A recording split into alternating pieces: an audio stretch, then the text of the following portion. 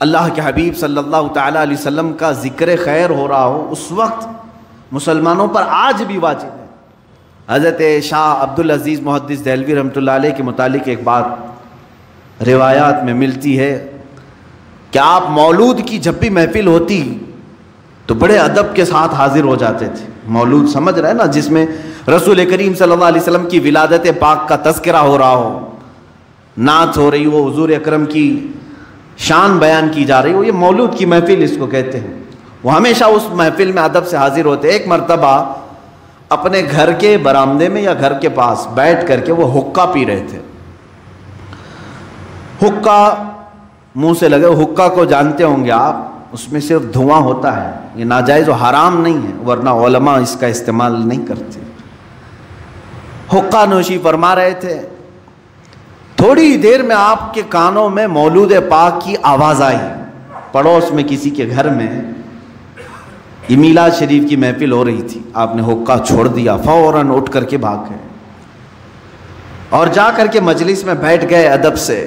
اور جب رسول کریم صلی اللہ علیہ وسلم کی اس میلاد کی محفل میں بیٹھتے تو آپ پر رکت طاری ہو جاتی تھی، آپ کی آنکھیں بند اور وجد میں آئے۔ تھوڑی ہی دیر میں آپ نے دیکھا رسول کریم صلی اللہ تعالیٰ علیہ وسلم کو مجلس پاک میں، لیکن اس حال میں کہ حضور صلی اللہ علیہ وسلم غضبناک ہیں، چہرے پر غصے کے آثار ہیں، چہرہ سرخ ہے۔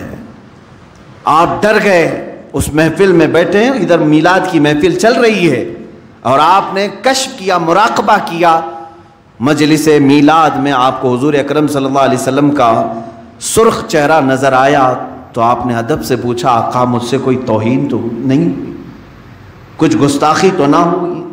اللہ کے حبیب صلی اللہ تعالیٰ علیہ وسلم نے مخاطب کر کے ارشاد فرمایا، عبدالعزیز تمہیں حیا نہیں آتی، شرم نہیں آتی، حقے کا منہ لے کر کے میری مجلس میں چلے آئے، اسی منہ سے تم میری میلاد سننے کے لیے چلے آئے۔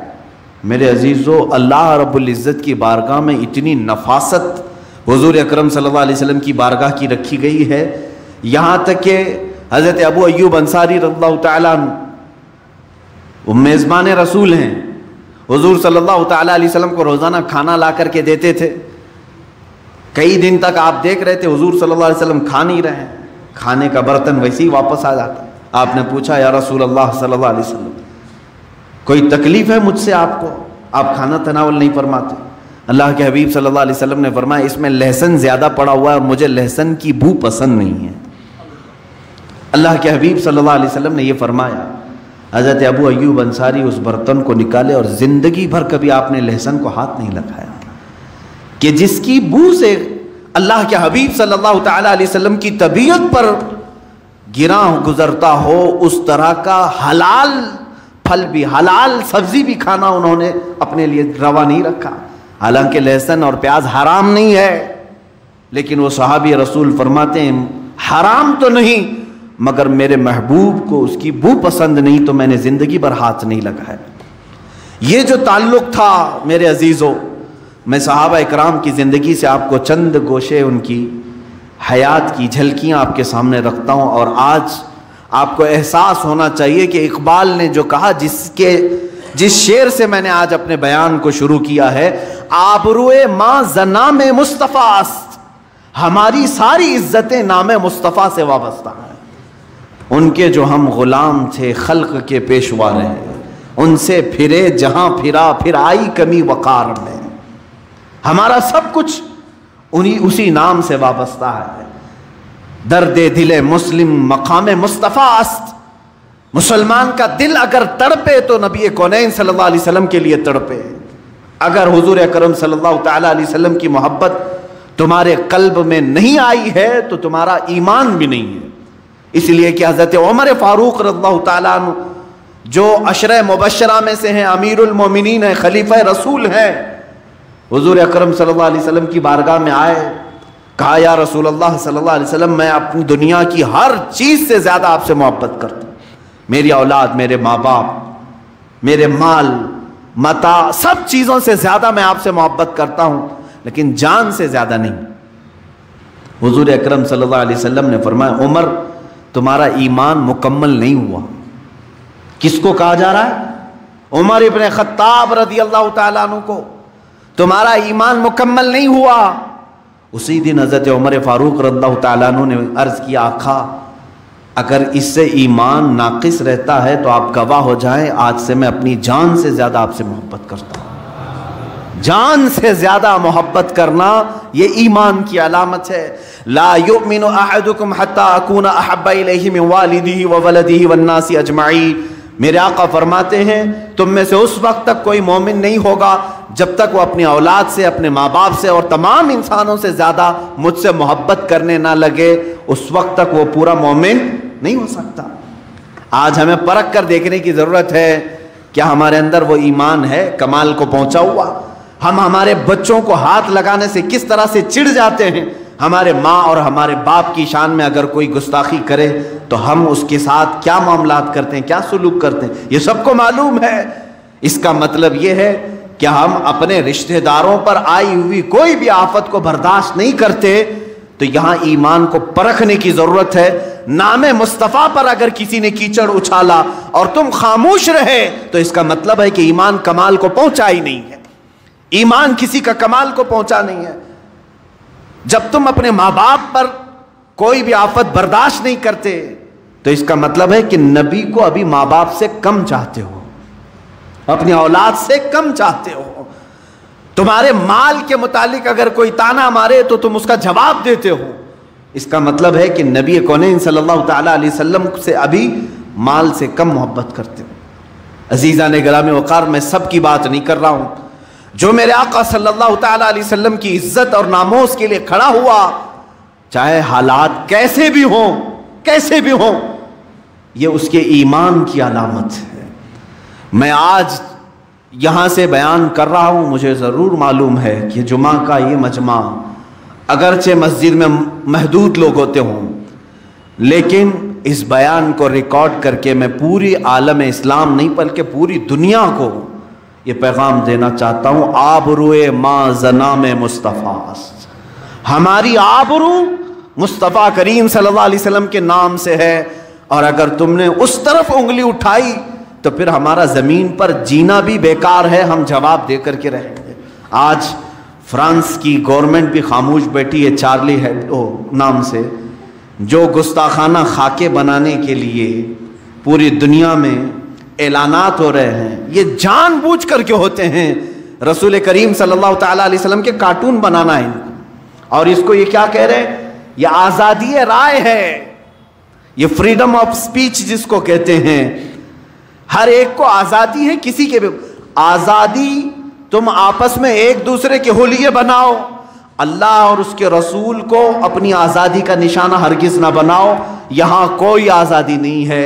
اس لیے اس زمانے میں یہ آیت نازل ہوئی ہے، تو میرے عزیزوں اس معاملے کو ہلکا نہ سمجھ لیں۔ اس وقت بھی کہا جا سکتا تھا نا فریڈم آف سپیچ ہے، مذاق کرنے کا اختیار ہے ہر ایک کو، لیکن میرے عزیزوں مذاق کا تخت کبھی بھی نبی کونین کی ذات اور اللہ رب العزت کی ذات ہم بننے نہیں دیں گے، پوری دنیا میں کہیں پر بھی ہو۔ آج افسوس اس بات کا ہے کہ پوری دنیا میں تقریباً 57 کنٹریز بنام مسلمان ہیں، 57 ملک ہیں، ان میں سے اکا دکا کہیں سے آواز آتی ہوگی، ورنہ سارے یہودیوں کے ایجنٹ بیٹھے ہوئے ہیں جن کے منہ میں انہوں نے اپنی زبان رکھ دی ہے، اور کوئی کہیں سے آواز نہیں کرتا۔ سعودی جو مکمل یہودی بنا جا رہا ہے، یو اے ای، آل نہیان جہاں حکومت کر رہے ہیں اسرائیل کے پٹھو ہیں، یہ تمام وہ کنٹریز ہیں جو جبے کبے بھی پہنتے ہیں، سروں پر رومال بھی رکھتے ہیں، اور پوری دنیا کو مسلمان ہونے کا اعلان بھی کرتے ہیں، اپنے آپ کو ٹھیکیدار سمجھتے ہیں۔ ارے یہ خانہ کعبہ کے خادم اپنے آپ کو کہتے ہیں۔ رسول مختار صلی اللہ تعالیٰ علیہ وسلم کی شان میں نازیبا کلمات بکے جا رہے ہیں، ان میں سے کسی ایک کو بھی بولنے کی ہمت نہیں۔ حد تو یہ ہے، ابھی چند دنوں پہلے خانہ کعبہ میں، مسجد حرم میں، جو دنیا کے تمام مسلمانوں کا قلب سمجھا جائے، دل سمجھا جائے، وہاں کے منبر سے مسجد حرم کا امام لوگوں میں خطبہ یہ دے رہا ہے کہ اے مسلمانوں، اسرائیل سے تعلقات اچھے ہونے چاہیے یہودیوں سے، اس لیے کہ یہ بھی نبی کی سنت ہے۔ یہ کہاں سے بات ہو رہی ہے؟ اب خانہ کعبہ سے، حرم مکہ سے بات ہو رہی ہے۔ یہ بکے ہوئے لوگ ہیں۔ اے مسلمانوں، اب پہچانو۔ میں آپ کو ایک بات بتانا چاہوں گا، آپ لوگ یہ پہلے سے علماء پر تانا مارتے تھے، جب بھی کبھی یہاں سے سنی مسلمان مکہ مکرمہ جاتے ہیں، ان بدبخت وہابی علماء کے پیچھے نماز پڑھنے کا دل نہیں کرتا تھا، تو لوگ ہمیں پکڑ کر کہتے لاکھوں لوگ نماز پڑھ رہے ہیں، یہ ایک تم اپنی 1.5 انچ کی الگ مسجد بناؤ گے، ایک جماعت الگ لے کر کے تم نماز پڑھو گے؟ تمہیں ابھی ان کے کرتوت نہیں معلوم، ان کے کارنامے نہیں معلوم میرے عزیزوں۔ یہ وہی ائمہ حرم ہیں جہاں پر یہ مسجد حرم میں امامت کرنے والے اماموں میں سے ایک امام نے پی ایچ ڈی کی ہے اس بات پر کہ رسول اللہ کے ماں باپ جہنم میں ہیں۔ ان کی پی ایچ ڈی ہوئی ہے اس بات پر، یہ تھیسس لکھ رہے ہیں اس بات پر۔ معاذ اللہ رب العالمین، آج پوری دنیا دیکھ رہی ہے اور سن رہی ہے۔ اگر عربی نہیں آتی تو ٹرانسلیشن سن کر کے دیکھو، مسجد حرم سے خطبہ دینے والا امام پورے مسلمانوں کو خطبہ دیتا ہے۔ یہ نہیں کہ مسجد حرم کے صرف مسلمانوں کو، پوری دنیا میں یہ لائیو سنا جاتا ہے اور پہنچایا جاتا ہے، اور وہاں سے یہ تنبیہ کی جا رہی ہے کہ اسرائیل سے تعلقات استوار ہونا چاہیے۔ یہ بولی کس کی؟ جو تخت پر بیٹھا ہوا ظالم نمرود ہے، اس نے جیسا کہا ویسے ہی امام بولنا پڑتا ہے۔ مسجد نبوی کا امام بھی وہی بولے گا، مسجد حرم کا امام بھی وہی بولے گا، اور جو بادشاہ کے خلاف جائے گا وہ جیل میں جائے گا۔ کئی علماء کو انہوں نے جیل میں ڈالا بھی ہے۔ ہو بہو یہی حال امارات میں ہے، مصر میں ہے اور بحرین میں ہے۔ یہ سب وہ کنٹریز کے نام میں لے رہا ہوں جن کو بنام مسلم سمجھتے ہیں۔ ایک بات یاد رکھ لینا، ہزاروں نہیں، لاکھوں نہیں، کروڑوں کی بھی بھیڑ ان کے ساتھ ہو، کبھی بھیڑ سے امپریس نہ ہونا، اس لیے کہ حق کی علامت بھیڑ نہیں ہے، حق کی علامت محبت مصطفیٰ ہے، حق کی علامت ناموس رسالت ہے۔ وہ چاہے ایک کے ساتھ ہو وہی حق پر ہے، لاکھوں اگر بھیڑ کہیں اور ہو۔ اس لیے کہ میرے آقا صلی اللہ علیہ وسلم نے فرمایا قیامت کے دن تم دیکھو گے کچھ نبی، صحابی کی بات نہیں، اولی کی بھی بات نہیں، عالم کی بھی بات نہیں کر رہا ہوں، نبی کی بات میرے آقا فرمانے، کئی نبی ایسے ہوں گے قیامت کے دن جو صرف ایک ہی امتی کے ساتھ آئیں گے، ان کا کل ملا کر کے ان کی زندگی میں ایک امتی بنا ہے، کسی کے ساتھ 2 امتی ہوں گے، کسی کے ساتھ 4 امتی ہوں گے۔ انبیاء کرام، نبی اس حال میں قیامت کے دن آئیں گے، ان کا ایک ماننے والا، کسی کے 2 ماننے والے۔ تو کیا یہ کہو گے کہ نبیوں کا ایک ہی ماننے والا ہے تو بھیڑ تو دوسری طرف تھی، بھیڑ دوسری طرف تھی؟ میرے عزیزو، یہ بھیڑ کو کبھی بھی معیار نہیں بنایا گیا، کسوٹی نہیں بنایا گیا اسلام میں، ورنہ بھیڑ کو کاؤنٹ کرنے جائیں تو جے جے کرنے والی پارٹیاں ہر میدان میں بھیڑ جمع کرتی ہیں، تو لوگ یہی سمجھنے لگ جائیں گے کہ میدان میں بھیڑ زیادہ ہے تو یہی حق پر ہوں گے۔ بھیڑ جمع کرنا حق ہونے کی علامت نہیں، حق ہونے کی علامت دل میں ناموس رسالت کا اور محبت مصطفیٰ کریم صلی اللہ تعالیٰ علیہ وسلم کا چراغ روشن ہونا ضروری ہے۔ اور میں آپ کو بتاتا ہوں، جن خبثائے زمانہ کی بات میں نے آج آپ کے سامنے کی ہے، یہ مردود زمانہ ہیں، نمرود زمانہ ہیں جو تخت پر بیٹھے ہوئے ہیں۔ پوری دنیا میں میرے آقا صلی اللہ تعالیٰ علیہ وسلم کے ناموس کے ساتھ کھلواڑ کیا جا رہا ہے۔ ارے اس وقت کو یاد کرو جب ترکی میں صرف سلطنت عثمانیہ تھی، خلافت عثمانیہ تھی، ایک خلیفہ تھا عبد الحمید ثانی، ایک خلیفہ تھا، دوسرے بادشاہوں کی بات نہیں کر رہا ہوں۔ فرانس نے اس وقت بھی میرے آقا صلی اللہ تعالیٰ علیہ وسلم کی شان میں ایک گستاخانہ کتاب شائع کرنے یا فلم بنانے کا اعلان کیا تھا، فلم بنانے کا اعلان کیا تھا۔ تنہا خلیفہ عبد الحمید ثانی نے اعلان کیا تھا مسلم امہ کے لیے کہ اگر فرانس نے یہ فلم بنانے کی کوشش کی تو پھر ہم اس کو منہ توڑ جواب دیں گے، ہم اپنے تمام سفارتی تعلقات ختم کریں گے۔ اور اسی اسنا میں صرف ایک اعلان پر تمام فوجی اپنی پریڈ میں شامل ہو چکے تھے۔ فرانس اس چیز سے اتنا گھبرایا کہ 100 سال ہو گئے آج تک وہ فلم کی طرف دوبارہ نہیں گیا۔ تنہا ایک خلیفہ تھا، یہ 100 سال پہلے کی بات کر رہا ہوں۔ آج 57 ملکوں میں یہ تخت پر بیٹھے ہوئے ہیں نامرد قسم کے بادشاہ، جن کے زبانوں میں ان یہودیوں نے اپنی زبان رکھ دی ہے، اپنی بولی رکھ دی ہے۔ حیرت کی بات ہے، اتنے سالوں سے جو فلسطین کے نادان بچوں کو قتل کرنے والا اسرائیل، یہودیوں کا مرکز، بیت المقدس کو ہمیشہ کے لیے فنا کرنے کے خواب دیکھنے والا اسرائیل، جس کو آج تک مسلم کنٹریز نے قبول نہیں کیا تھا، یہ 1948 میں آ کر انہوں نے ملک بنانے کا اعلان کر دیا، زبردستی قبضہ کر کے فلسطینیوں پر، اور تقریباً پورا فلسطین قبضہ کر لیا۔ تقریباً اب چھوٹے چھوٹے شہر باقی رہ گئے فلسطینیوں کے۔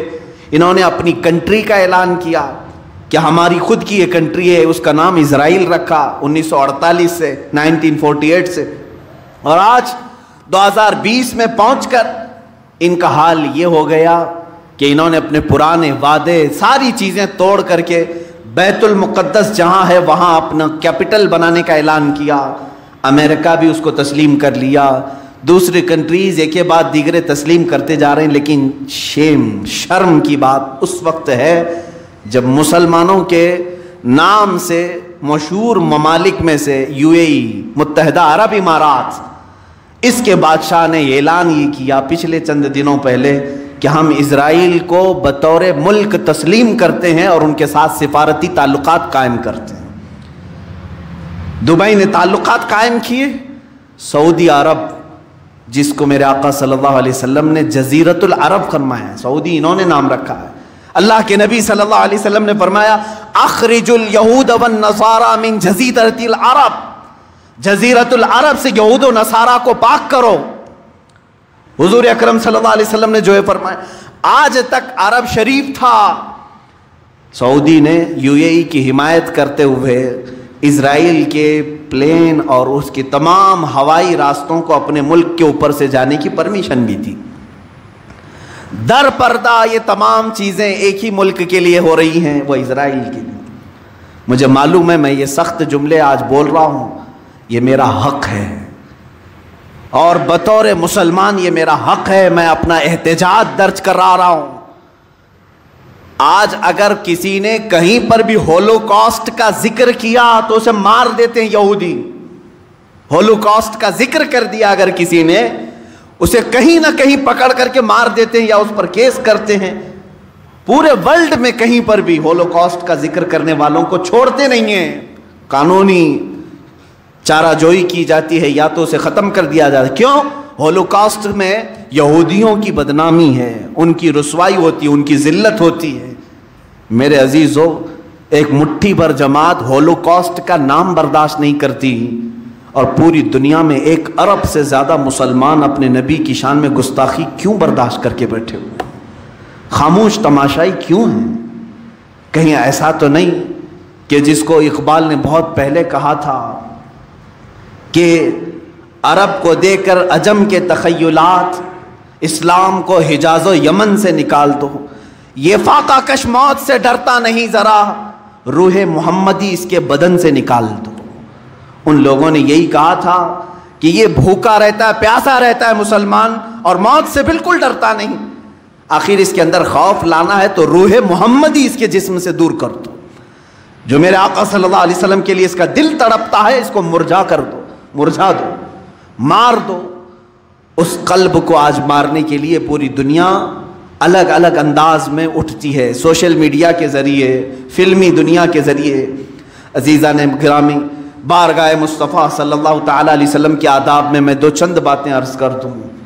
آج ہمارا حال کیا ہے کہ ہم کس طرح کی چیزیں برداشت کریں۔ صحابہ کی قوت اور طاقت کس وجہ سے تھی جانتے ہیں؟ صلح حدیبیہ کے موقع پر کسرا جو ایران کا سپر پاور تھا، وہاں سے ایک شخص بھیجا گیا قاصد بنا کر کے، دیکھو محمد صلی اللہ علیہ وسلم نے کتنی طاقت جمع کر لی ہے، کتنے ان کے پاس فوجی ہیں، سامان جنگ کتنا ہے، کیونکہ یہ بڑے بڑے بادشاہوں سے لڑنے کے چیلنج دیتے جا رہے ہیں، ملک کا ملک فتح کرتے جا رہے ہیں، ان کے پاس طاقت کیا ہے وہ دیکھو۔ عروہ بن مسعود ثقفی ایک شخص آیا صلح حدیبیہ کے موقع پر، حضور پاک صلی اللہ تعالیٰ علیہ وسلم کو اس وقت مکہ والوں نے عمرہ کرنے کے لیے روک دیا تھا، نہیں جانے دے رہے تھے، 1400 صحابہ تھے صرف۔ ईरान की सुपर पावर, कैसर मुल्क रोम का सुपर पावर, ये लोग कासिद बना करके भेजें, देख कर क्या हो मोहम्मद हमारी सल्तनतों को हिलाने की बात करते हैं, कौन सी ताकत जमा की है। ये शख्स आया, देखा, अब इसकी जुबान से सुनो। उरवा बिन मसूद सक़फ़ी ये कहता है, यह हदीस पाक में भी मौजूद है कि इसने देखा कि यहां पर इन्होंने कौन सी ताकत जमा की।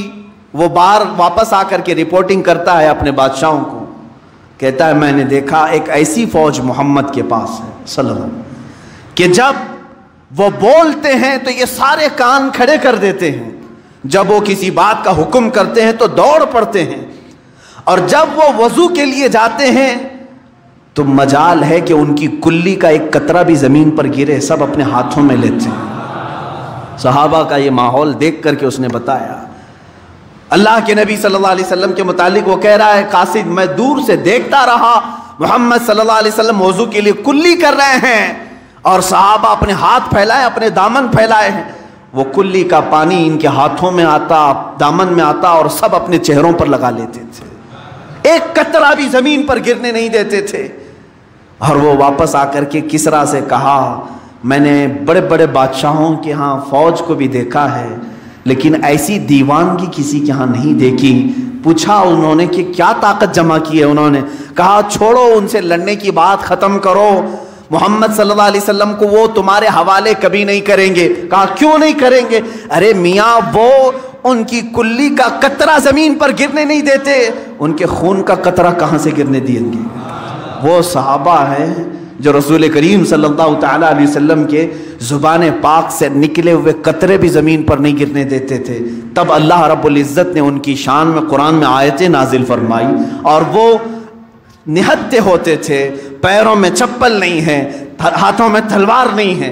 गैबी ताकत ऐसी होती कि वो लकड़ी हाथ में ले ले तो वही तलवार बन जाए, घोड़े अगर समंदर में दौड़ाएं तो खुश्क रास्ता बन जाए, अगर वो दरिंदों के पास आए तो वो दरिंदे उनके फरमाबरदार बन जाएं। ये सारी ताकत और कुव्वत खुदा की तरफ से गैब से उन्हें मिली हुई थी, सिर्फ इसलिए कि उनका यही कौल था जिसको इकबाल ने कहा है, आबरूए माज़ नाम मुस्तफ़ा, उनका ये नारा था हमारी कुल आबरू नाम मुस्तफ़ा से है। वो जीते मरते थे सिर्फ रसूल करीम सल्लल्लाहु तआला अलैहि वसल्लम की इज्जत की खातिर। अजीज़ा ने गिरामी वक़ार, सुलह हुदैबिया का मौका, जंग उहद की बात देख ले। अल्लाह के नबी सल्लल्लाहु तआला अलैहि वसल्लम के दिफा में एक सहाबी खड़े हैं, एक सहाबी खड़े हैं।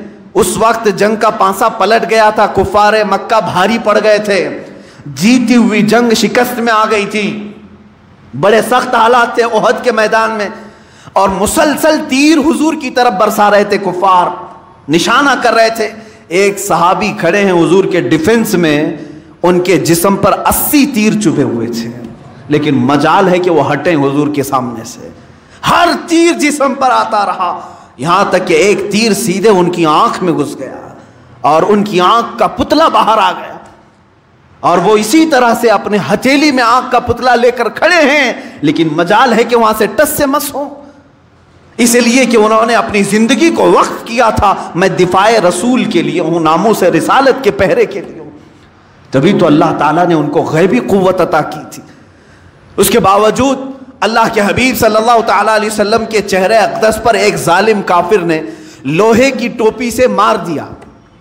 लोहे की टोपी होती थी जो जंगों में पहनी जाती थी, वो फेंका। रसूल करीम सल्लल्लाहु अलैहि वसल्लम के चेहरे पाक पर वाकर लगी। उसके 2 दांत थे लोहे के, वो सीधे हुजूर अकरम सल्लल्लाहु तआला अलैहि वसल्लम के रुखसारों से, गाल में से अंदर दाखिल होकर के दांतों में चले गए, और वो लोहे की खुद निकल नहीं रही थी, वो दांत जो थे वो नहीं निकल रही थी, काड़ियां जिससे दांत हिल गए थे।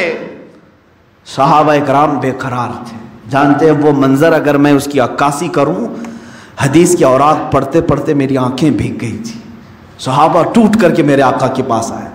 सिद्दीक़ अकबर कहते हैं या रसूल अल्लाह, मैं ये दांत के ये काड़ियां मैं निकाल दूंगा, ये कड़ियां मैं निकाल दूंगा। हज़रत उमर हैं, हज़रत उस्मान हैं और दीगर सहाबा हैं, वो लोग किसी न किसी तरह से ये रसूल करीम सल्लल्लाहु तआला अलैहि वसल्लम के रुखसार में चुभे हुए इन कड़ियों को निकालना चाहते हैं। किस हालत में जानते हैं? किस हालत में? ان صحابہ میں سے ہر ایک کے جسموں پر بڑے بڑے تیر چبھے ہوئے ہیں، وہ تیروں کے ساتھ حضور کے ساتھ کھڑے ہیں، کسی کو اپنے جسم کا تیر نکالنے کی فکر نہیں، رخسار رسول پر لگی ہوئی کڑیاں نکالنے میں وہ بے قرار ہیں۔ اسی اسنا میں ایک صحابی حضرت ابو عبیدہ بن جراح رضی اللہ تعالیٰ حضرت صدیق اکبر کو پیچھے کرتے ہیں، کہتے ہیں ابو بکر آپ پیچھے ہٹ جاؤ، اس لیے کہ یہ جو کڑیاں ہیں یہ نکالنے جائیں گے تو حضور کے 2 دانت تو شہید ہو جائیں گے، حضور کے 2 دانت شہید ہو جائیں گے۔ حضرت ابو بکر صدیق نے کہا تو نکالنا تو ہوگا ورنہ یہ زہر پیدا کر سکتا ہے۔ حضرت ابو عبیدہ بن جراح آئے، اجازت مانگی، یا رسول اللہ صلی اللہ علیہ وسلم مجھے نکالنے کی اجازت ہے۔ کیسے نکالا جانتے ہیں؟ رخساروں میں چبھی ہوئی کڑیوں کو اپنے دانتوں سے پکڑ کر کھینچنے لگے، ہاتھ سے نکال سکتے تھے، دانتوں سے پکڑ کر کھینچنے لگے۔ جب دانتوں سے کھینچا آپ نے تو حضور صلی اللہ علیہ وسلم کے 2 دانت شہید ہوئے، ساتھ ہی حضرت ابو عبیدہ بن جراح کے 4 دانت ٹوٹ گئے، ان کے دانت ٹوٹ گئے۔ جب وہ کڑی کھینچ کر کے نکالے ان کے دانت بھی ٹوٹے۔ اس کے بعد وہ کھڑے ہو کر کے مسکراتے ہیں، کہتے ہیں ابو بکر میں نے آپ کو صرف پیچھے اس لیے ہٹایا کہ ہاتھ سے نکالتے تو ہمارے ہاتھ کو تو کچھ نہیں ہوتا لیکن رسول پاک کے دانت شہید ہو جاتے ہیں، میں نے اپنے دانتوں سے اس لیے نکالا کہ حضور پاک صلی اللہ علیہ وسلم کے اگر 2 دانت جائیں تو پھر ہمارے منہ میں کسی کے دانت ہونا ہی نہیں چاہیے، ہم سلامت کیسے رہیں۔ جب میرے دانت گر گئے تو مجھے اللہ رب العزت کی ذات پر یہ یقین ہوا کہ مولا تبارک و تعالیٰ مجھے معاف فرمائے گا کہ میرے بھی کفارے کے طور پر دانت گئے ہیں۔ وہ صحابہ کی الفت تھی میرے عزیزوں، وہ صحابہ کی الفت تھی، ان کے بارگاہ مصطفیٰ کے جو لگاؤ ہیں، یہ آداب ہیں، یہ آج دہرانے کی ضرورت ہے۔ امت بھول چکی ہے ان معاملات۔ حضرت ابو ایوب